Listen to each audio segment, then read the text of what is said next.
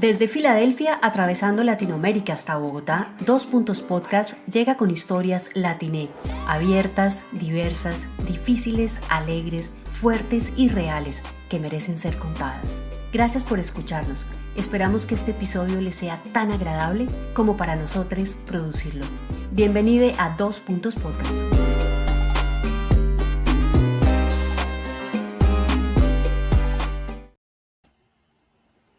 Latines en Filadelfia y el resto de las Américas. En varias oportunidades lo hemos dicho. Los latines en este país somos una fuerza económica imparable. Fuerza política es discutible, pero económicamente no. Somos mal contados 63.6 millones de acuerdo al Pew y según un estudio de la Escuela de Graduados en Negocios de Stanford, si las empresas de latinos crecieran tan rápido como el promedio estadounidense, podrían agregar 1.4 billones de dólares a la economía de este país. Jennifer Rodríguez de la Cámara de Comercio Hispana en Filadelfia se lo dijo a este medio en colaboración con otro medio hiperlocal, Presente Media. Ella dijo, hay más de 12,000 negocios latinos en Filadelfia y más de 23,000 en el área.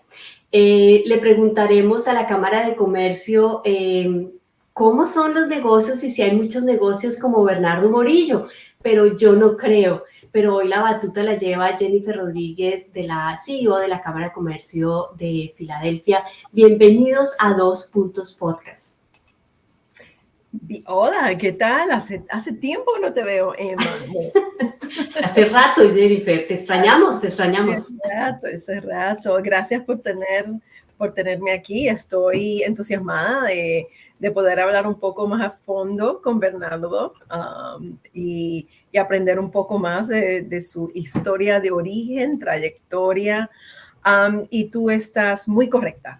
No son muchos las empresas como las de Bernardo, pero creo que la audiencia quiere saber, ¿quién es Bernardo? ¿Qué hace Bernardo?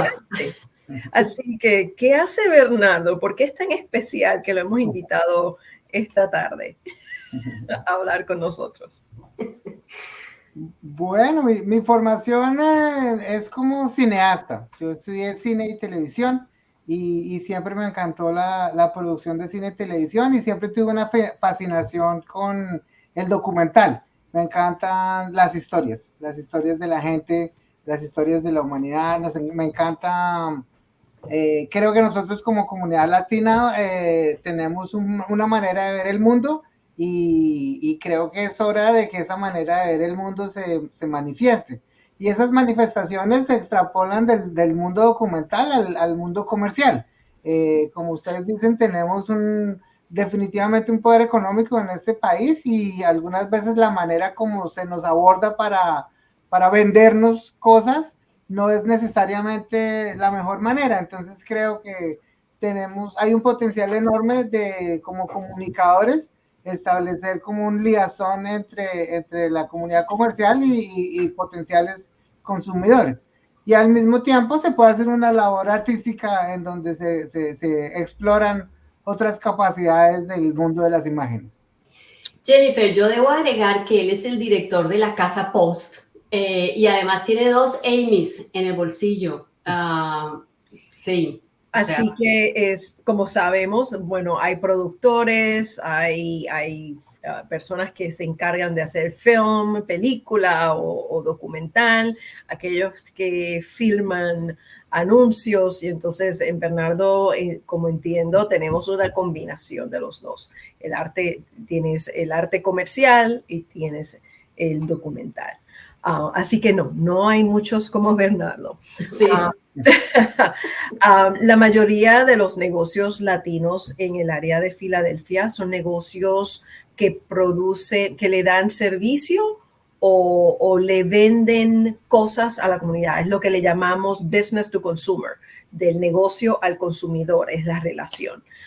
Son muy pocos los negocios que hacen lo que le llamamos business to business, B2B, que es un establecimiento que le vende a otro establecimiento.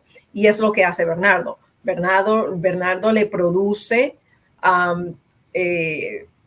film o advertising a otras compañías. Entonces, la última vez que calculé, había bien poco porcentaje, creo que menos de 1,000 negocios que dan servicios o productos a otros negocios. Y por lo general son de medios y documentales, Jennifer, porque es bien especial ¿o no? ¿Sabes qué? Tendría que ver, no tengo esos números, así que no quiero especular, pero no. Claro. Los números que estaba hablando son números generales. Por ejemplo, de los 12,000 negocios en Filadelfia, el porcentaje que le venden de negocio a negocio es muy pequeño. Claro. Bueno, Bernardo, hasta donde yo tengo entendido, es colombiano. ¿Y a los cuántos años llega aquí, Bernardo? Y además usted estudió en la Universidad de las Artes, aquí en Filadelfia. Bueno, imagínate que yo empecé estudiando Derecho. Estudiando Derecho en la Universidad Javeriana en Bogotá, Colombia. Hice 2 años en la Universidad de Derecho y no me gustaba. No me gustaba porque lo mío siempre tenía como un pull hacia lo de las artes. Y decidí abandonar mis estudios en Derecho y entré a estudiar cine en la Universidad Nacional de Colombia.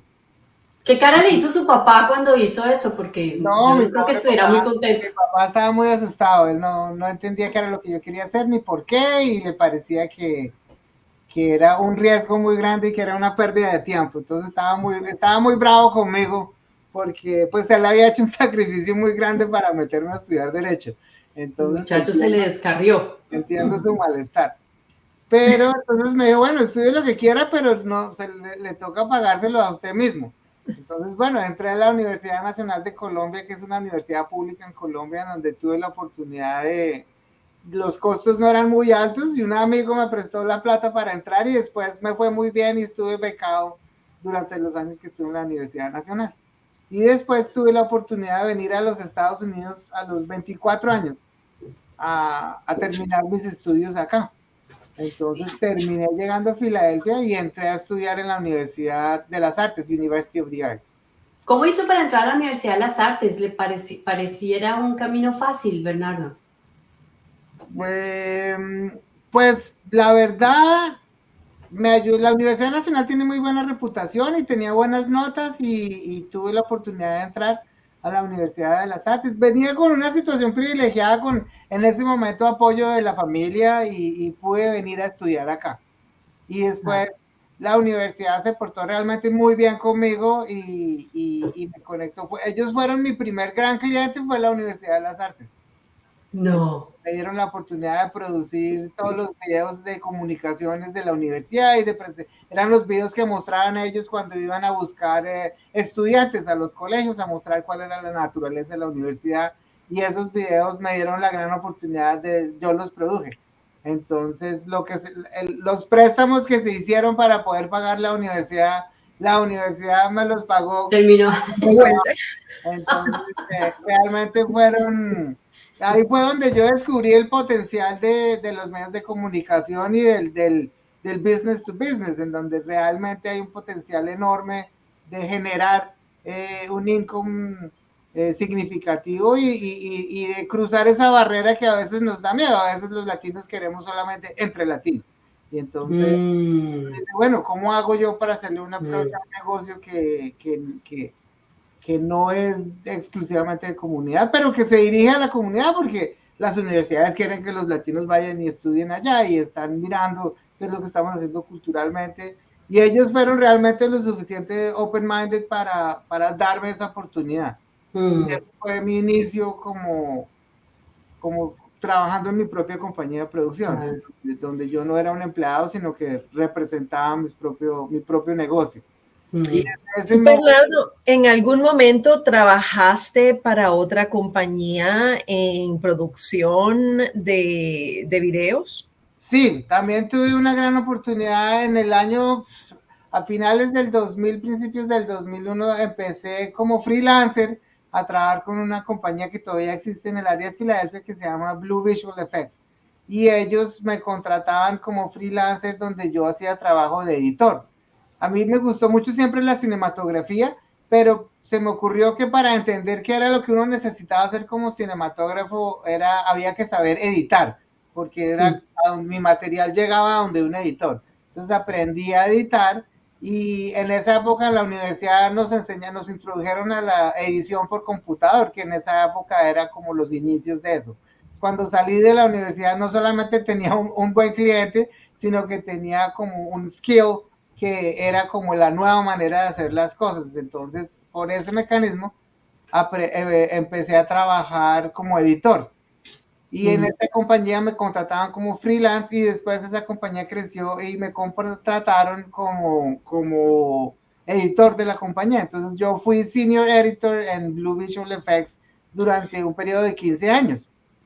Y cuán importante, porque esto es muy importante, muchas veces los empresarios que conocemos en la comunidad latina no han tenido una experiencia corporativa y se lanzan con su empresa. Y hay mucho que se puede aprender cuando uno ha salido del ambiente corporativo y se lanza como empresario independiente para crear la compañía. ¿Ha sido eso importante en tu desarrollo como empresario o crees que es algo que pudiste haber aprendido independientemente? Me hubiera gustado bueno, cuando uno empieza a estudiar arte, uno como que lo último que está pensando es en el negocio. Entonces aprende a hacer una cantidad de cosas, pero no aprende a manejar un negocio. Entonces trabajar en una empresa es una manera de exponerse a ese lado de cómo se maneja una empresa, cómo se contrata gente, cómo se maneja el dinero, cuánto cuestan las cosas, cuánto se cobra, por qué se cobra tanto o tan poquito. Y eso fue como una exposición como medio por ósmosis, aprendí mucho en ese lado. Y en el mundo de la televisión y de la producción de imágenes es definitivamente un negocio, porque cuando tú empiezas a producir, empiezas a pensar casi que como es una producción, literalmente. Tú tienes que contratar gente que haga estas cosas, camiones que carguen los equipos, hay que alquilar los equipos hay que asegurarlos. Entonces uno dice, vaya, pero esto tiene una cantidad de aspectos, digamos, más técnico-prácticos que solamente creativos, y tú aprendes a navegar en ese mundo. Pero la verdad, yo creo que mi aprendizaje como empresario realmente se lo debo mucho a ustedes en la Cámara de Comercio Hispana Latina de Filadelfia, porque ustedes me dieron a mí una oportunidad de hacer un mini MBA, que es como un mini Masters in Business Administration, que ustedes, pues eso realmente fue iniciativa de ustedes. Yo trabajé con la Cámara del Comercio produciendo un video, y tú me dijiste, oye, pero tú te desenvuelves muy bien profesionalmente. Me gusta la manera como escribiste las cartas, como mandaste los invoices, como presentaste lo que tenías que hacer, tus delivery times estuvieron en tiempo, y yo, bueno, gracias, I'm supposed to. Y entonces tú me dijiste, oye, ¿y tú por qué no haces un MBA? Y yo en ese momento lo último que quería hacer en el mundo era hacer un MBA. Así me responden mucho. Lo último que yo quiero hacer, no quiero, es demasiado trabajo. Estoy muy ocupado. Segundo, ¿para qué? Y tercero, ¿qué es un MBA? Pero esto está muy interesante, Jennifer, porque bueno, yo también me he beneficiado de los cursos de la Cámara. Yo hice un curso, víctima de la Cámara. He sido víctima de la Cámara de Comercio, hice un curso acelerado y también me sirvió mucho, y fue como una primera puerta, ¿no? Para abrir. Y Bernardo está diciendo cosas súper clave que uno a veces en nuestra comunidad no lo ve, y es como, no sé cómo decirlo, pero es como una formalización del trabajo. Cómo relacionarse con la comunidad americana, por ejemplo, o cómo actuar como actuaría la comunidad americana en el sentido de las entregas a tiempo, de pasar un invoice como se debe pasar, eso es algo en lo que probablemente a veces no pensamos, y es muy importante, o sea, cómo navegar eso. Sí, los Estados Unidos, el ámbito comercial es un ámbito bastante formal, y las expectativas es de que el trabajo se les approach, que se haga de un estilo de trabajar que muchas veces individuos, personas inmigrantes quizás no están acostumbrados. Nosotros somos una comunidad mucho más familiar, somos muy formales en ciertos aspectos cuando vas a un banquete súper formal, pero en cuanto a negocios es un poco más informal. Entonces acá mucho de lo que se trabaja es en esas expectativas, esos fundamentos de cómo este sistema de Estados Unidos se practica, ¿no? Y son muchos, mira, no hay empresario que diga, ay, qué mucho tiempo yo tengo. Sí, estoy aburrido o aburrida, déjame tomar un curso que me toma 100 horas. Nadie dice eso, right? Pero lo que es crítico es impartirle a estos empresarios que mientras más ambicioso o ambiciosa tú seas y mientras más quieras crecer tu negocio, más importante es el establecer estas prácticas y tener unos fundamentos que son necesarios para poder hacer decisiones claves y estratégicas para tu negocio. Y particularmente si eres una persona que tiene un lado como que artístico y el lado de negocios como que no es el principal, ¿no? Entonces no vas a poder, últimamente no vas a poder llegar a tu máximo potencial si no dominas algunos fundamentos. Y fundamentos de finanzas son bien importantes y invariablemente son los aspectos que más que le huimos, ¿no? Que como que los queremos dejar ahí, no los veo una vez al año cuando tengo que hacer los impuestos, pero no es lo ideal, ¿no? Yo escuché que, que usualmente los latinos usamos los ahorros personales para... A mí me voy a ir un poquito a este tema porque tengo la curiosidad de preguntarle a Bernardo de cómo inició su negocio, porque es un negocio difícil, es un negocio costoso, las cámaras, las luces, ¿no? Y lo que he escuchado muchas veces de Jennifer también es que los latinos usualmente comenzamos nuestro negocio con ahorros personales y no tanto préstamos, porque también le huimos a toda esta cosa y a veces no podemos pedir un préstamo. ¿Cómo arrancaste tú tu negocio, Bernardo? Bueno, yo arranqué mi negocio exactamente como tú lo dices. Yo creo que uno tiene como unas perceptions que caen en línea con la manera como se hacen los negocios. Y uno dice, bueno, yo creo que esto se hace así, y a veces adivina, y dice, y habla con un business person, y el business person le dice, sí, eso era lo que tenías que hacer. Pero ya la parte... no le pasa a todos, ¿no? No le pasa a todos que adivinaron bien. Pero hay un mindset que era lo que a mí, cuando yo hice ese curso con la Cámara del Comercio, le presentaban ahora uno, hay un mindset, tú tienes que pensar, así es que piensa un hombre de negocios. Y estas son cosas en las que tú tienes que pensar. Entonces, yo trabajaba como en un gig economy. Yo decía, necesito levantar un proyecto para sobrevivir. Entonces yo iba de proyecto en proyecto. Y la gente en la Cámara del Comercio le dice, no, usted tiene que sentarse y pensar qué es lo que usted hace y qué es lo que quiere hacer. Y mire sus clientes y diga cuál es su cliente más importante y cuáles son los venues por los que, cómo quiere usted dirigir su compañía y decir cuál es el sueño y cuál es la realidad y cómo se puede convertir ese sueño en la realidad. Entonces uno inmediatamente dice, pues los sueños no se pueden hacer realidad. Y el businessman le dice, what is that you want to do? Where do you want to go? And figure out a strategy to get there. Entonces uno dice, ok, entonces yo en vez de pelear dije, bueno, voy a ir la intención de esto es aprender. Entonces cuando esta gente me diga, bueno, hay que hacer esto así, así, yo no voy a pelear. Porque nosotros, mi percepción es que nosotros como latinos uno dice, bueno, pero yo llevo 20 años haciendo esto y ahora me vas a venir tú. Clarísimo. Sí. No son latinos, es humanidad.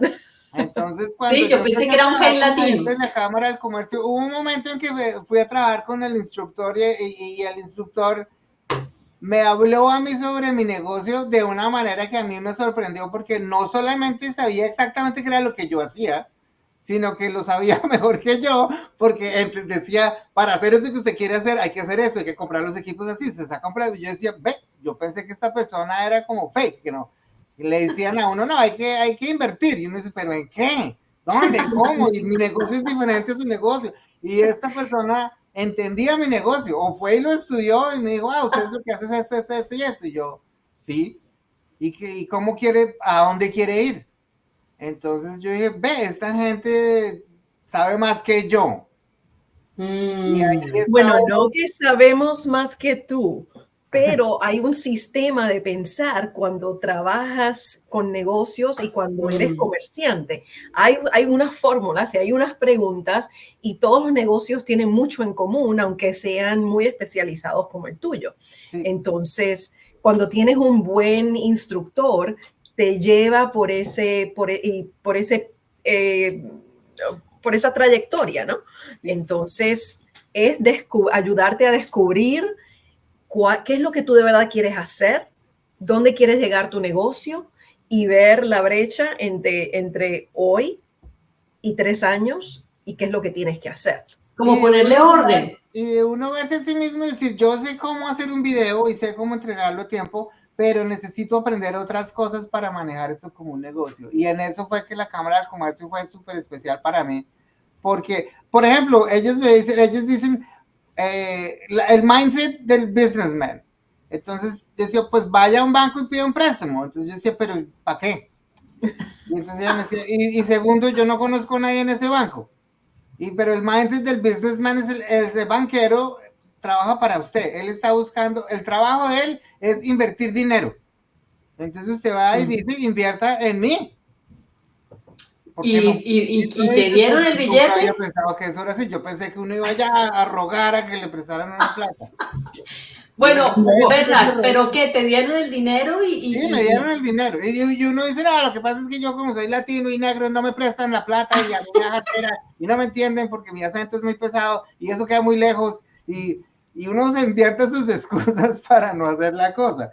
Y ahí es donde digamos, pero bueno, entonces uno dice, bueno, voy a ir allá y uno dice, bueno, esta es mi compañía, tengo un LLC, estos son los números de mi compañía, estos son los profits, estos son los, así es que van las cosas, eso es lo que yo quiero hacer y yo necesito tener esta plata. ¿Ok? Y me dieron la plata y esa plata salva el partido porque con la pandemia empiezan a retrasarse los pagos, los negocios fallan, pero hay un colchón de salvamento ahí en donde no solamente es obtener el préstamo, sino que además la gente en la cámara te dice, pero ahora ese préstamo no es para que usted vaya y se compre una camioneta, sí. Y ese préstamo usted saca ahí para el negocio y apenas le entre la plata, paga el préstamo, y después vuelve y la saca y apenas llega la plata, eso no es para que usted se vaya a pasear. Entonces, claro. No se va a ir a Colombia a visitar a la familia. Pero son muchos los que lo hacen cuando no tienen la orientación y no tienen el apoyo. Right? Entonces, y también le dicen a uno, ahora, para comprar equipos, eso sí es para comprar equipos, porque los equipos son unas deducciones que tú puedes hacer de impuestos, hay que saber comprar qué equipos hay que comprar. Bueno, entonces para mí fue una ayuda muy grande y empezar a ver los resultados de cómo esta cosa que yo tengo es una empresa, es una pequeña empresa. Sí. Entonces, es una cosa diferente decir, bueno, hay que ir a hacer un gig y vamos a ver cómo hago para pagar la hipoteca con eso. Claro, no tan informal. Y de cierta manera, Bernardo, el cambiar ese punto de vista, ese mindset de gig, que estás haciendo una cosa para pagar la otra, y es como una carrera, como un hamster wheel, right? Sí. Ahora, ¿cómo te sientes? ¿Te sientes más en control o...? Mucho más, y además ha sido muy interesante. Por ejemplo, lo que yo siempre quise hacer y a lo que siempre le he dedicado una parte de mi tiempo es hacer documentales. Y hacer documentales es costoso, toma tiempo y no genera mucho dinero. O esa es la percepción que yo tenía. Entonces yo decía, bueno, yo trabajo en el mundo comercial, logro hacer para vivir y mantener la empresa y una vez al año o una vez cada 2 años tengo un passion project que es a lo que le hago porque es lo que me gusta hacer. Y con el mindset del businessman, es decir, ¿y qué es lo que usted mejor hace? Y entonces el descubrimiento es que lo que yo mejor hago es el passion project, es el documental. Entonces le dicen, oye, ¿y cómo se hace para que eso dé dinero? Entonces uno dice, bueno, en mi mindset anterior era, no, eso no da dinero, punto. pero entonces ahora uno dice, pero pues de pronto sí. Y empiezas a hacerlo con otras intenciones. Entonces dice, bueno, el documental me sirve a mí para mercadearme a mí mismo. Entonces ahora no es un gasto, sino que es una inversión que hago yo en el mercadeo de mi empresa. Mire, nosotros produjimos, hicimos todos estos comerciales, hicimos estas cosas y también produjimos este documental. Cuando tú muestras el documental, una empresa corporativa dice, ve, esta persona hace buenas preguntas, tiene una manera de ver esos documentales que hace. Yo hice un documental, por ejemplo, de un guitarrista, un señor que hace guitarras. Hay ingenieros que dicen, vea, nosotros no hacemos guitarras, pero hacemos puentes. Y me gustaría que usted contara el cuento de mi empresa, así como contó el de ese señor que hizo esa guitarra. Y ahora esa manera de ver el mundo como documentalista se convierte en un trend de comunicaciones que hoy es el branding video. Entonces, tú haces un video sobre una persona y sin decir que esto es sobre la empresa, estás diciendo que es sobre la empresa. Así como ahorita estás diciendo, vea que Bernardo le fue tan bien con lo de la Cámara de Comercio. Creemos que estamos hablando de Bernardo, pero realmente estamos hablando de la Cámara de Comercio y su gran labor. Oye, estamos hablando de Emma y su labor como comunicadora que lleva esta información a otra gente que dice, ve, yo también quiero que la Cámara de Comercio me ayude, voy a llamar allá. Claro, claro. Yo tengo ahí una pregunta, Bernardo. Bueno, porque tú trabajabas en Blue y ya hemos nombrado la pandemia y estuve chequeando y muchas personas nos volvimos más independientes o nos tocó volvernos independientes como latinos con la pandemia porque se nos acabó el gig, se nos acabó el trabajo. Y estuve, y Jennifer nos ayuda en eso, estuve mirando datos y resulta que el número de trabajadores latinos independientes casualmente, bueno, no casualmente, aumentó significativamente con el 2019, con la pandemia. Y dice que el Tesoro, el Departamento del Tesoro dice que las aplicaciones entre el 21 y el 23 crecieron un 50% para ser independiente, pero que el 25% de esos eran latinos. Wow. Y es esta cosa como de lanzarnos, que en eso, aunque no somos tan formales, pero somos arriesgados porque nos ha tocado como ser así, de lanzarnos. Bernardo, a ti, ¿tú te volviste independiente antecitos de la pandemia que sales de Blue? Yo me independicé en el 2013. Entonces, mucho antes de la pandemia. Antes de la pandemia. Pero muchas cosas que el negocio empieza a cambiar en el que el negocio mío, el cliente quería ir lo primero que hacía era ir era un brick and mortar, era un sitio real, era un edificio en donde había una secretaria y había un escritorio y había unas cosas físicas. Tú ibas a ese lugar a hacer los videos y a ver cómo se hacían los videos. Y entonces tu primera manera de escoger a tu vendor era ir a ver eso. Entonces tú decías, ve, esto se ve como muy bonito acá, yo creo que esto es una empresa de verdad, me gusta esta gente, me gustó cómo tienen las cosas organizadas, voy a traer mi negocio acá. Pero eso cambió, y cambió antes de la pandemia, en donde con esto que estamos haciendo ahorita, tú dices, yo para qué me voy a ir a montar en un automóvil, irme al centro de la ciudad, montar, subir hasta ese edificio para ver un video, mándeme un link. Entonces tú le mandas un link y el cliente durante el almuerzo lo ve y puede comentar y decirle, póngame esto aquí, cámbiame esto acá, el nombre de este señor se escribe es así. Entonces él no tiene que ir a ninguna parte. Y en ese momento el potencial de negocio estalla, porque eso quiere decir que yo puedo tener clientes aquí en Filadelfia, puedo tener clientes en Texas, puedo tener clientes en Europa, en donde sea. Entonces ahí es donde veo yo como la oportunidad de yo no necesito un edificio, ni una secretaria, ni un overhead para hacer eso. Necesito un supercomputador y una buena conexión de internet. Y ya la gente no tiene miedo a hacer eso. Pero ahora tienes el potencial de tener un negocio global. ¿Sí? ¿Lo has realizado ese potencial ya o estás en camino? ¿Qué es lo que el futuro? Se han hecho cosas internacionales y se han hecho cosas. Quiero expandir.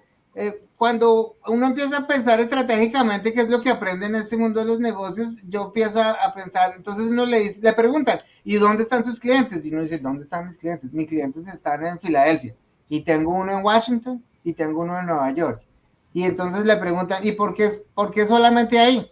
¿por qué no tiene clientes en Mm, Seattle? Y uno dice, ve, no sé, voy a tratar de buscar uno allá. claro. Y esa manera de pensar estratégicamente me salva a mí porque empiezo a buscar por la otra costa y me salen unos clientes en California y unos clientes en Texas. Y cuando revienta la pandemia, cierra Nueva York, cierra Washington, cierra Filadelfia, pero Texas Queda está Texas. trabajando, todavía trabajo. Y después Claro. llega la pandemia a Texas y cierra Texas, cierra Abre Nueva York. abre Nueva York.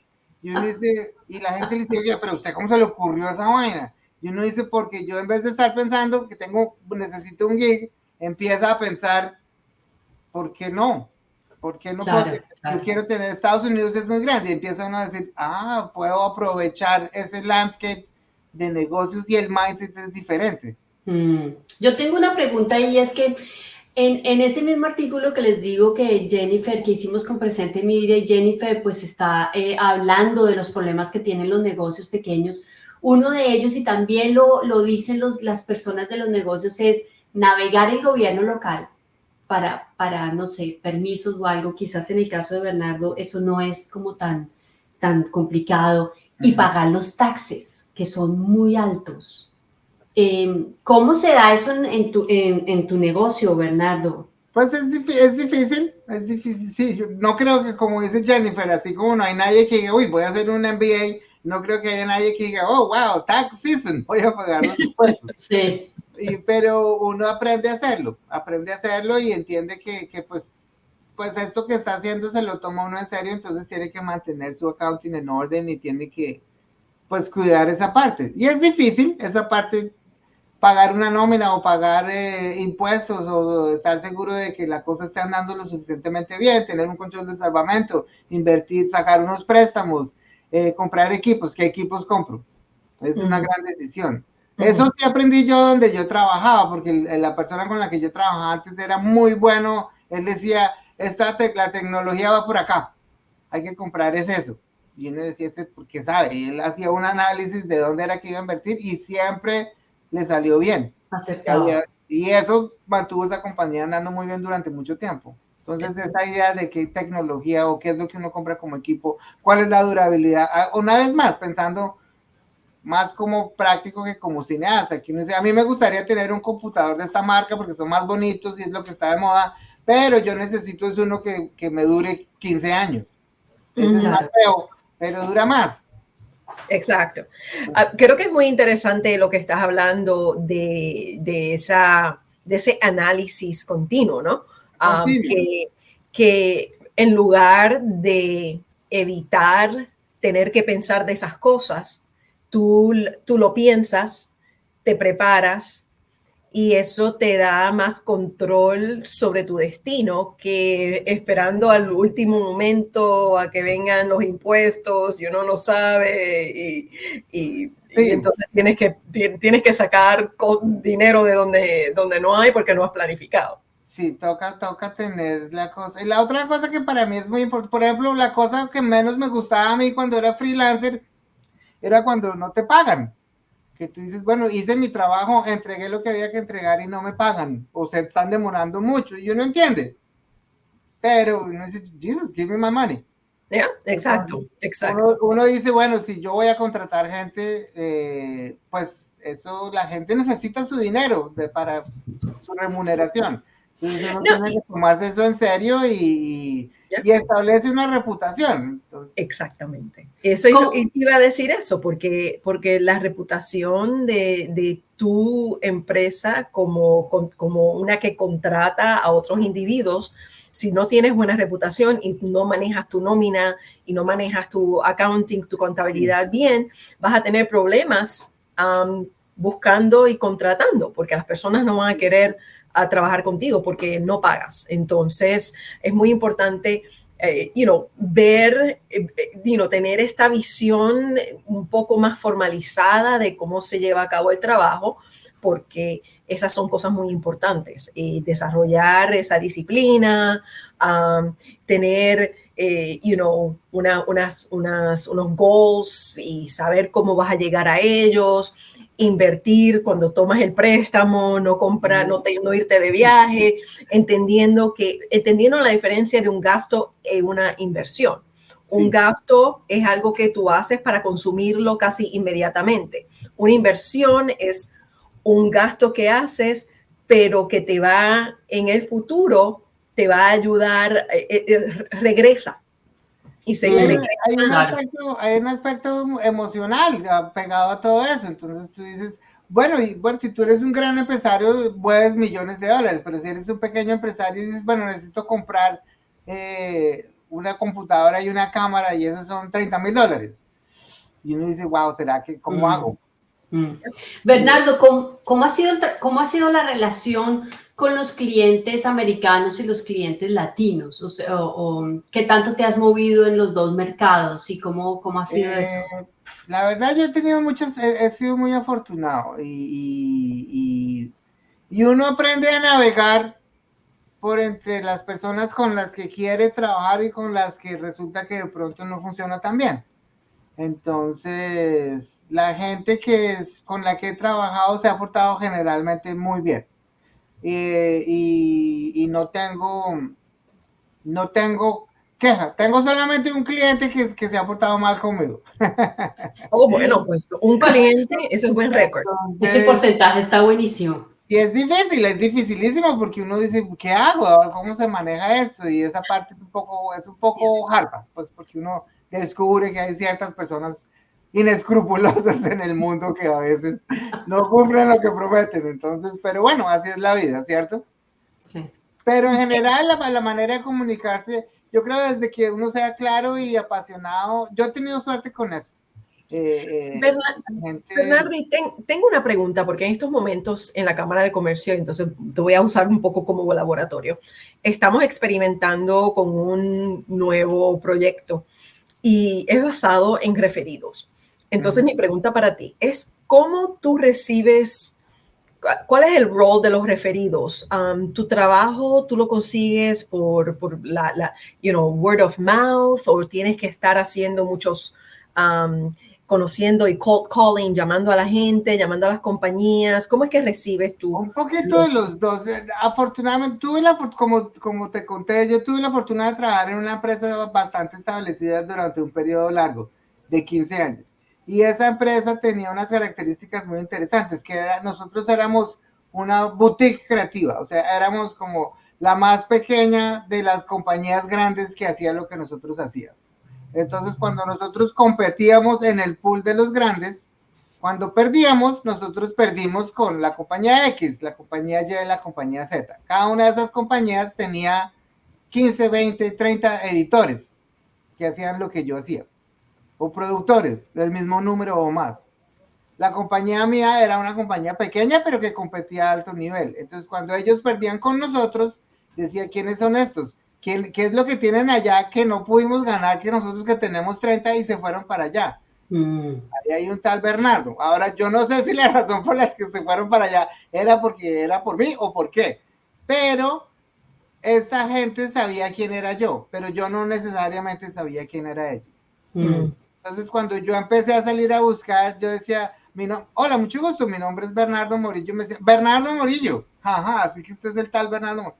Yo me sorprendió que la gente supiera quién era uno. ¿Y usted sabe quiénes somos nosotros? Él dice, no, yo sé que usted es una empresa importante, pero pues como ustedes es la empresa, el brand, y no era una pequeña con personalidad. No la persona. Eso me ayuda a mí mucho porque pues decían, sí, yo sé quién es él. Yo sé quién es él. Entonces los referrals, la perception is really important. To develop professionally and present yourself professionally, y eso quiere decir deliver. Pues tengo el pelo largo y a veces no me afeito o lo que sea y no me pongo corbata para ir a un meeting, pero cuando hay que presentar el proyecto, se presenta el proyecto y se hace bien. Entonces la gente dice, ese sabe, ese entiende, se comunica. La otra es aprender a expresarse uno, qué es las características de lo que uno hace. Porque la cosa que es buena por el lado mío es que I can scale up or down as needed. Sí. Entonces, si tú tienes un presupuesto gigante, yo puedo subcontratar más gente, crecer la producción, usar cámaras más costosas, talento más conocido, mejores músicos, mejores camarógrafos, nueva tecnología. Si tú tienes un presupuesto más apretado, I can scale down. Bueno, también podemos hacer una cosa muy buena con menos. Entonces, esa característica mía de being able to scale up and down as needed ha sido bueno para mí. Y ha sido bueno para mí poder expresar eso, porque me decía, why you? Why should I work with you? And I'll be like, well, you can work with me because I can scale up and down as needed. So I will work with you on this small project and profit and learn more about you and learn how to maybe do a bigger project with you and we can grow together. Or we can do a big one and I can help you fulfill that one as well. And people like that.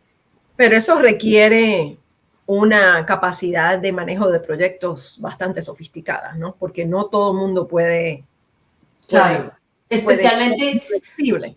Algo que uno piensa que es bien costoso y que lo es. O sea, un trabajo como lo que ofrece Bernardo es costoso. Y la otra cosa, para mí ha sido importante, I'd rather be remembered as the guy that was a little bit expensive than to be remembered as the guy that is really cheap. Pero ¿sabes qué? Muy importante, porque maybe we can't do it, but maybe in the future, call me, I'll help you as much as I can. We'll see what we can do, but like that is not enough to do what you want to do.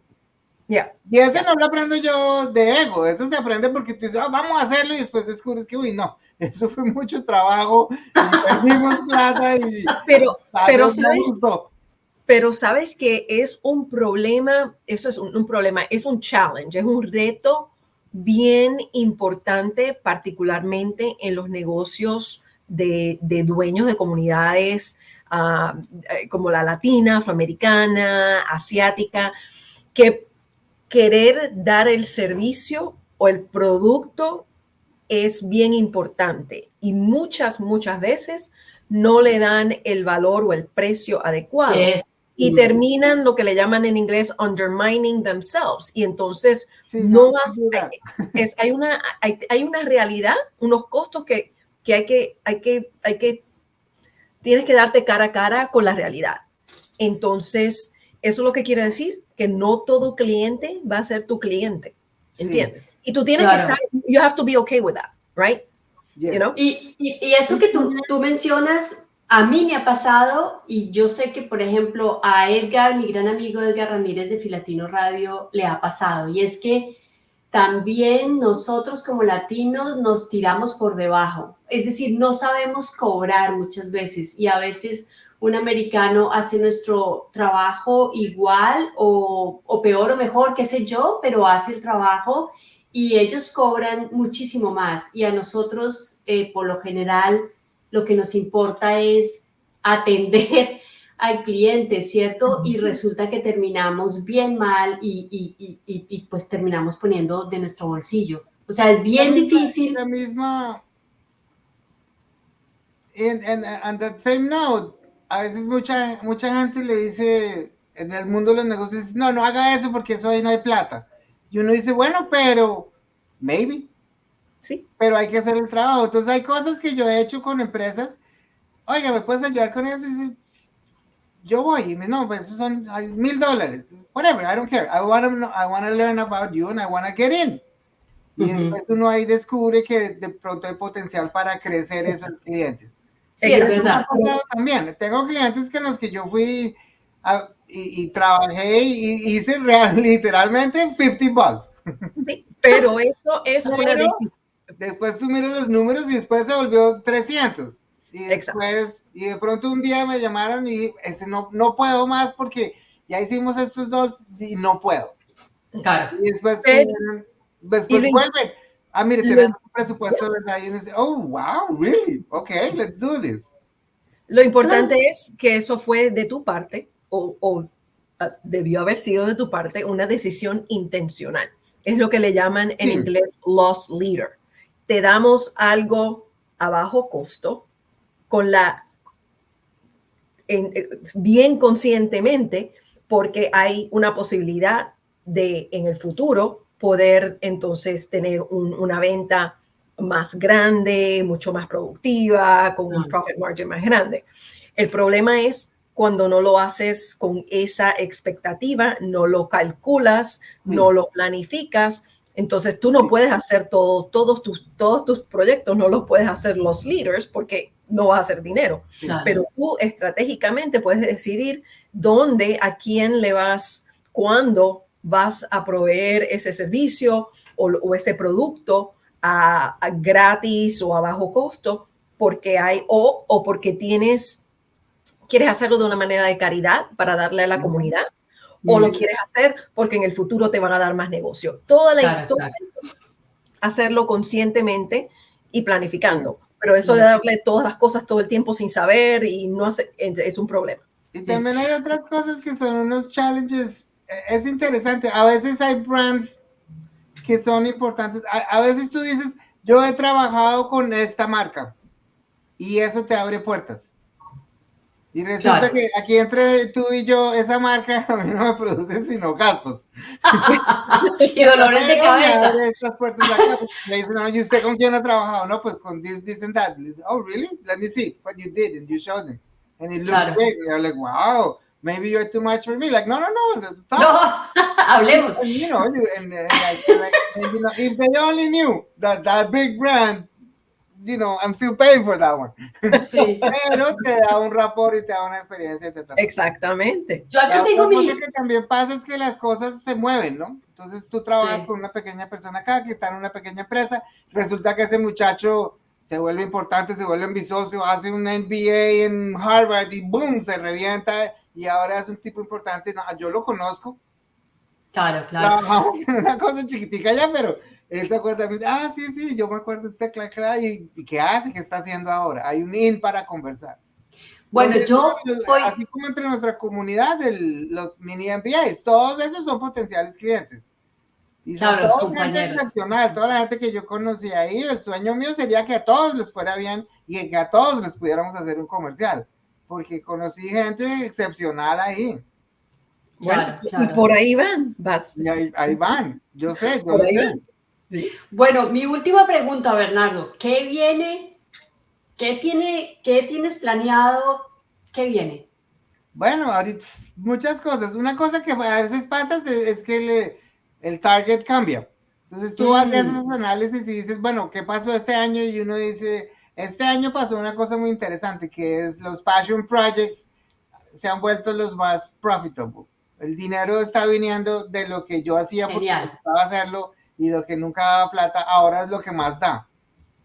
Entonces, cuando yo le di la espalda al sueño para perseguir la prosperidad y ahora resulta que el sueño me está dando lo que yo quería. Entonces there's questions.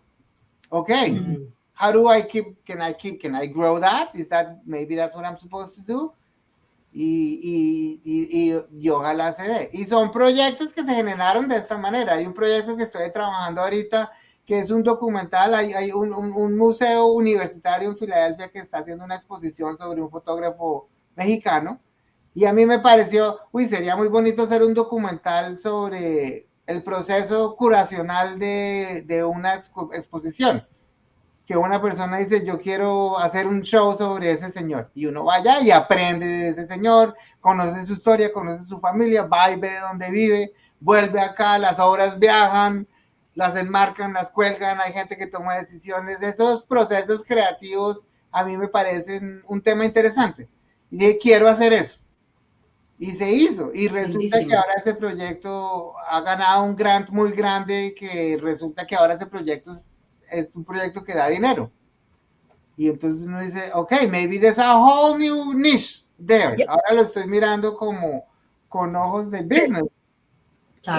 Y pregunta para ti, porque ya llevan unos 2 o 3 años unos 2 años desde que tomaste el curso con la Cámara de Comercio. Uh-huh. Ahora que ves este nuevo campo que se está abriendo, uh-huh, ¿estás tomando tú el tiempo necesario para planificar de la manera que lo hiciste cuando estabas en el curso, o es algo que te ves que es un reto poder sacar el tiempo y tener la disciplina de planificar y ver el futuro? Es un reto, siempre es un reto, pero se está dando. se está dando y es la primera gran pregunta que tú te haces cuando empiezas una empresa es, what do you want to do? Yeah. What's your product? Entonces, I want to be rich. I want to be rich. Selling shoes, selling whatever. That's a kind of businessman. Lo mío era, I would like to make art, but I am aware that making art is difficult. So I want to have a commercial practice and a creative practice. And now the creative practice is becoming more profitable than the other. So it's a moment of reassessment, and it's a joyful moment of reassessment, pero es un momento de repensar un poco las cosas. Y sí, es difícil, uno aprende también a ponerse uno como creativo siempre es muy subversivo. Uno dice, esas compañías grandes que todo lo rompen y todo lo hacen y que eso contrata un poco de gente y se portan mal. Go run a company. Yeah. Go and run a company, maybe that guy knows something. Yo creo, Bernardo me dice, tu mindset cambió un poquito. Entonces uno dice, pero es que esa vaina tan grande, tienen 50 millones de empleados y van a acabar con el planeta. Y uno dice, yo quisiera tener 8. ¿Cómo hago para tener 8? 10, ¿qué tal 50? Todos latinos haciendo cine en Filadelfia. Difícil, scaling up is difficult. Muy, muy difícil. Mira, me dice Emma que vamos aprendiendo. Me dice, Bernardo, me dice Emma que ya parece que podemos estar aquí por mucho tiempo. Eres un 5 horas. Eres un carácter, pero dice Emma que ya estamos a tiempo. Yo creo que una cosa que es muy importante y creo que te vamos a tener que traer en la comunidad a tener una conversación con otros artistas para darles inspiración, porque lo que tú has podido hacer, como articulado en estos momentos, el passion project tuyo se ha convertido en una parte importante de poder mantener tu estilo de vida y se ha convertido en casi lo principal que estás haciendo como tu negocio. Y eso es un reto que es muy difícil para muchos creativos, poder llegar a ese momento en que su pasión es la que les como gana en la vida. Entonces creo que lo que tú has podido hacer y has podido encaminarte y esa rebeldía de artista y comercio y lo has podido todo poder align de una manera que te está dando felicidad. Así que creo que es algo que es muy, muy importante. Precioso. ¿Qué más nos gustaría? Y también me gustaría quiero aceptar también el challenge comercial, en donde, bueno, el potencial que yo veo cuando con ustedes, con la Cámara de Comercio, en donde gente que yo he conocido a través de ustedes, en donde yo digo, hace unos días, no sé ni cómo explicarlo, pero hay gente que habla con la Cámara del Comercio que son los clientes que yo quiero. Bueno, pues entonces te tenemos que ver a menudo en la Cámara de Comercio. Sí, tenemos que hablar para decir, okay, is it doable? How do we do it? What do you think? How can we do this? And how can we do this in a way that would benefit community, that would build means of communications in between people like me, which means people like us, because like but you're not everybody's like you. It's like there's a lot of people like me. Everybody that I know is like me. So todos Bernard, latinos, todos todos bailamos, todos somos apasionados. O nos van a cortar en el radio. Bueno, mira, amigos, gracias, Jennifer. Gracias de corazón, gracias Bernardo, esto está divino y mejor dicho estaba por una conversación con la comunidad, ahora sí que sí es cierto. Y amigos, ustedes escúchenos en WPPM 106.5 FM este viernes a las 9 de la mañana, escuchen a Bernardo y a Jennifer y suscríbanse a Spotify, a YouTube, 2 Puntos Podcast, síganos en social media y les cuento que este podcast fue posible gracias a Independence Public Media Foundation y el trabajo de Juli y de Fernanda. Gracias, Edgar Ramírez de Filatino Radio. Apoyo uno de los pocos podcasts en español en Filadelfia. Yo soy Emma Restrepo, inmigrante y periodista independiente. Gracias, Bernard y Jennifer. Estuvo genial. Chao. Desde Filadelfia, atravesando Latinoamérica hasta Bogotá, 2 Puntos Podcast llega con historias latiné, abiertas, diversas, difíciles, alegres, fuertes y reales, que merecen ser contadas. Gracias por escucharnos. Esperamos que este episodio les sea tan agradable como para nosotros producirlo. Bienvenido a 2 Puntos Podcast.